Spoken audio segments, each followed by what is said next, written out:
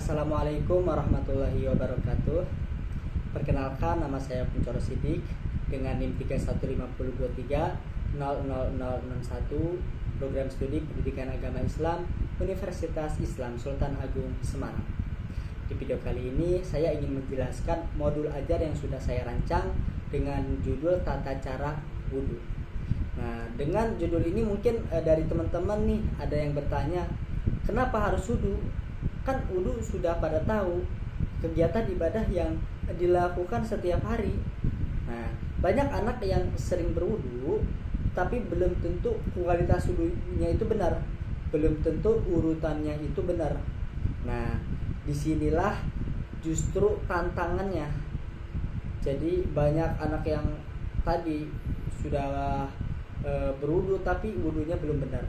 Jadi tugas saya sebagai seorang guru adalah memastikan bahwa tidak hanya hafal, akan tetapi benar-benar paham dan terbiasa melakukannya di dalam kehidupan sehari-hari. Nah, sebelum itu kita akan membahas tentang identitas modul. Jadi sebelum masuk ke isi modul, saya ingin memperkenalkan dulu identitasnya. Modul ini dibuat untuk mata pelajaran fikih ibadah kelas 3 MI fase B semester genap. Waktu yang dibutuhkan adalah 4 jam pelajaran yang dibagi menjadi 2 jam pelajaran atau sekitar 80 menit. Nah, untuk pendekatan yang saya gunakan adalah kurikulum berbasis cinta atau yang biasa kita kenal dengan KBC. Kurikulum yang tidak hanya mengajarkan tentang ilmu saja, akan tetapi menanamkan rasa cinta dan dalam setiap proses pembelajarannya. Identifikasi kesiapan peserta didik. Jadi sebelum merancang pembelajaran, hal pertama yang harus saya lakukan sebagai seorang guru adalah mengenali dulu nih siswanya. Dengan kita mengenali siswanya, karena kita tidak bisa mengajar dengan baik kalau misalkan kita sendiri tidak tahu kondisi anak yang akan kita ajar. Nah, jadi untuk awal ini kita harus memahami dulu nih kondisi siswanya. Nah, saya mengambil modul ini di kelas 3.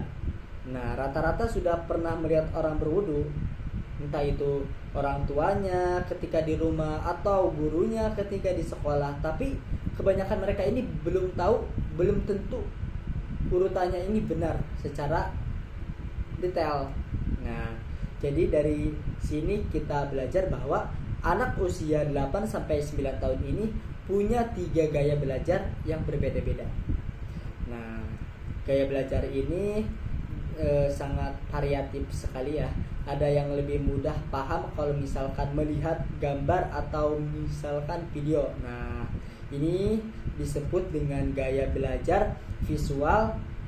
Contohnya nih, mereka sangat cepat sekali hafal ketika melihat urutan wudhu di gambar-gambar atau misalkan di poster seperti itu. Ada juga yang lebih mudah paham kalau misalkan mendengarkan penjelasan atau cerita. Nah, ini disebut dengan auditori. Contohnya mereka semangat kalau misalkan guru ini bercerita tentang kenapa wudhu itu penting sebelum sholat. Lalu para peserta didik ini dengan antusias bertanya dan berdiskusi. Nah, ada orang yang cepat paham ketika mendengar penjelasan. Ada juga yang baru benar-benar paham kalau misalkan langsung praktek. Nah, ini mempraktekkan kegiatannya, kayak misalkan kegiatan wudhu langsung dipraktekkan. Ini disebut dengan kinestetik. Contohnya mereka baru ingat urutan wudhu ketika coba melakukannya, kayak memperagakannya dari misalkan niat, membasuh tangan, lalu wajah, tangan, dan selanjutnya. Nah, modul ini saya rancang untuk mengikuti ketiga gaya belajar tersebut supaya semua anak ini bisa belajar dengan nyaman. Tema kurikulum berbasis cinta, salah satu keunikan modul ini adalah adanya tema Pancacita yang disalipkan dalam kegiatan belajar. Jadi kalau misalkan dalam KBC ini ada 5 Pancacita yang selalu dikaitkan dengan materi pembelajaran. Untuk materi wudhu ini kaitannya sangat kuat sekali. Yang pertama itu cinta kepada Allah. Nah, Jadi ketika berwudu berarti kan peserta didik atau anak itu mengikuti perintah Allah, karena wudu ini adalah perintah dari Allah yang sudah dijelaskan dalam Al-Quran. Nah, selanjutnya ada cinta kepada Rasulullah. Dengan cara wudu yang baik dan benar, kita mengikuti secara langsung sudah sunnah Nabi Muhammad SAW. Selanjutnya ada cinta kepada diri sendiri. Nah, wudu ini, dengan berwudu ini kita tetap bersih dan juga sehat, sebagai rasa mencintai diri sendiri. Dan yang terakhir itu adalah cinta kepada sesama. Dengan tubuh yang bersih dan juga suci, kita nyaman bergaul dengan orang lain. Nah, dengan cara seperti ini, anak-anak tidak hanya belajar gerakan wudu saja, akan tetapi mengerti alasan dibalik hikmah dari wudu itu, sehingga mereka wudu bukan karena terpaksa, akan tetapi karena memang memiliki keinginan dan juga kesadaran dan cinta itu. Selanjutnya ada karakteristik, materi, dan profil lulusan. Jadi materi wudu ini saya membagi menjadi dua bagian atau dua jenis pengetahuan. Yang pertama adalah pengetahuan konseptual, yaitu pemahaman teorinya. Misalnya nih, apa itu wudu, apa saja rukun-rukun wudu, apa sih yang membatalkan wudu, dan apa dalil atau Al-Quran dan hadis tentang wudu itu. Nah, yang selanjutnya, yang kedua itu adalah pengetahuan prosedural, yaitu praktiknya. Misalkan bagaimana urutan wudu, seperti mencuci tangan, membasuh wajah, tangan, kepala, dan kaki yang benar, serta bagaimana cara niat dan doa setelah berwudu. Nah, setelah menyelesaikan modul ini, saya harapkan ini siswa tumbuh menjadi pribadi yang disiplin, misalnya selalu wudu sebelum sholat tanpa harus diingatkan, menjadi mandiri, bisa wudu sendiri tanpa bantuan orang lain, tanpa bantuan teman, tanpa bantuan orang tua, dan tanpa bantuan misalkan keluarga, dan juga memiliki tanggung jawab agar tanggung jawab ini bisa membawa ke dalam kehidupan nyata. Selanjutnya ada desain pembelajaran. Nah, tujuan utama ini adalah sederhana akan tetapi bermakna. Jadi siswa ini mampu mempraktekkan wudu dengan urutan yang benar dan membiasakan diri wudu sebelum sholat dalam kehidupan sehari-hari. Saya juga mengkaitkan dengan misalkan kayak mata pelajaran bahasa Indonesia seperti itu. Jadi siswa ini melatih untuk menceritakan urutan wudu dengan kalimat yang baik sesuai dengan pembelajaran bahasa Indonesia. Siswa membuat misalkan poster wudu yang kreatif dan juga menarik. Untuk lingkungan belajar, saya libatkan ada dua pihak ya di sekolah. Guru dan siswa bekerja sama menjaga budaya agar tetap bersih dan juga tertib. Dan di rumah, orang tua ini diajak untuk mendampingi anaknya agar membiasakan wudu sebelum sholat. Selanjutnya ada kerangka pembelajaran. Nah, ini adalah bagian inti dari modul saya yang sudah saya rancang. Jadi bagaimana sih cara agar merancang proses belajarnya? Nah, model yang saya gunakan ada dua. Yang pertama itu ada role playing atau misalkan bermain peran. Jadi siswa ini diminta untuk mengikuti gerakan wudu langsung di depan kelas, seolah-olah mereka ini benar-benar ingin berwudu dan akan melakukan sholat seperti itu. Dan ini membuat suasana kelas ini menjadi lebih asik dan juga tidak membosankan, dan siswa ini terlibat aktif seperti itu. Yang kedua ada project based learning atau pembelajaran berbasis proyek. Nah, siswa ini dibagi nih secara berkelompok membuat bagan atau poster tentang tata cara berwudu. Dan lalu setelah membuat poster dan bagan ini, siswa mempraktekkan di dalam kelas ya. Jadi hasil belajar mereka ini bisa dilihat langsung secara nyata. Nah, Pendekatan yang saya gunakan ini adalah pendekatan deep learning yang punya 3 prinsip. Yang pertama ada mindful, artinya mindful ini siswa ini belajar dengan penuh dengan kesadaran. Contohnya nih, sebelum menjelaskan materi, guru saya mengajak siswa untuk merenung sejenak. Apakah wudhu yang kamu lakukan ini sudah benar? Nah, siswa ini diajak untuk merenung sejenak. Selanjutnya ada meaningful nih, artinya materinya ini dikaitkan dengan kehidupan nyata. Contoh nih, guru bertanya kepada siswa, pernahkah kalian sholat tidak sholat tidak lupa berwudu? Nah, apa yang terjadi? Sholatnya tidak sah, seperti itu.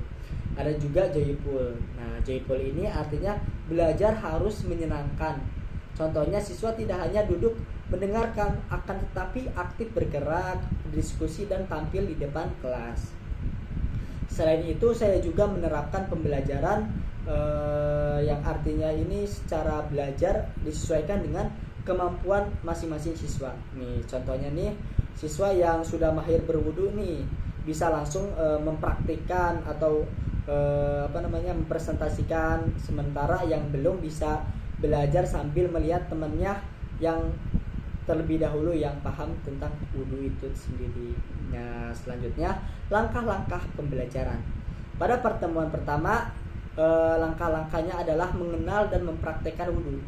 Nah, kegiatan ini dibuka dengan saya ini bertanya kepada siswa, siapa tadi pagi yang sudah berwudu? Apa yang pertama kali kalian basuh? Nah, pertanyaan-pertanyaan sederhana ini langsung bisa membuat siswa seperti antusias atau menjadi tidak membosankan dan jadi terlibat aktif juga. Nah, setelah itu saya menampilkan video tutorial wudhu di layar. Nah, video ini bisa saya searching di YouTube tentang video-video animasi yang ini bisa ada ininya lah, visualnya. Nah, siswa mengamati lalu berdiskusi bersama kelompok tentang urutan wudhu yang baik dan benar. Puncaknya adalah ketika kegiatan role playing. Nah, jadi setiap kelompok ini maju ke depan kelas dan mempraktekkan atau mengikuti gerakan wudhu sesuai dengan urutan yang benar. Lalu saya memberikan apresiasi kepada setiap kelompok yang tampil agar mereka ini tetap semangat. Pertemuan ditutup dengan refleksi bersama. Jadi guru bertanya, apa yang kalian pelajari hari ini? Rukun wudhu apa saja? Niat wudhu apa? Doa wudhu bagaimana? Nah, seperti itu. Selanjutnya ada pertemuan kedua, memahami hal yang membatalkan wudhu dan membuat proyek. Nah, tadi kita sudah paham nih tentang wudhu apa aja, rukun-rukun wudhu. Nah, sekarang hal-hal yang membatalkan wudhu. Jadi pertemuan kedua ini dibuka dengan mengulang materi sebelumnya. Masih ingat gak sih urutan wudhu? Siapa yang mau sebutkan? Nah, jadi sebelumnya itu agar lebih paham, mengulang dulu ya. Kemudian guru ini menjelaskan hal-hal yang membatalkan wudhu dengan contoh-contoh yang dekat dalam kehidupan siswa ini.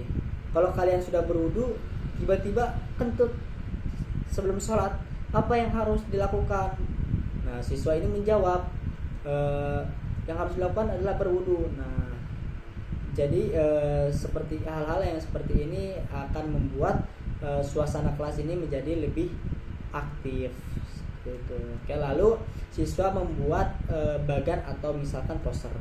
Nah, sederhana berisi urutan wudu dan hal-hal yang membatalkan wudu secara berkelompok. Setelah selesai, setiap kelompok mempresentasikan hasilnya di depan kelas. Pertemuan ditutup dengan refleksi bersama. Jadi kita ini memiliki komitmen bersama. Guru mengajak siswa untuk berjanji selalu berwudu dengan benar dan mengamalkan ilmu-ilmu yang sudah dipelajari hari ini, yaitu tentang wudu. Selanjutnya ada asesmen pembelajaran. Nah, penilaian dalam modul ini saya lakukan dari 3 tahap.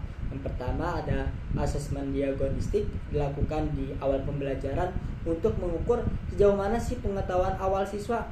Caranya cukup tanya secara langsung nih. Contohnya, anak-anak siapa yang tahu berapa rukun wudhu? Nah, lalu mereka menjawab sesuai dengan pengetahuan yang mereka pahami. Dari jawaban mereka, saya bisa tahu harus mulai dari mana, dan juga kita bisa mengetahui siswa ini pahamnya sudah sampai mana, seperti itu. Selanjutnya ada yang kedua, asesmen formatif, yaitu dilakukan selama proses pembelajaran berlangsung. Nah, guru ini mengamati keaktifan siswa saat diskusi, menilai dari penampilan saat berwudu, dan melihat bagaimana kerja keras atau kerja kelompok antar anggota kelompok itu. Selanjutnya ada yang ketiga adalah asesmen sumatif, dilakukan di akhir sebagai penilaian.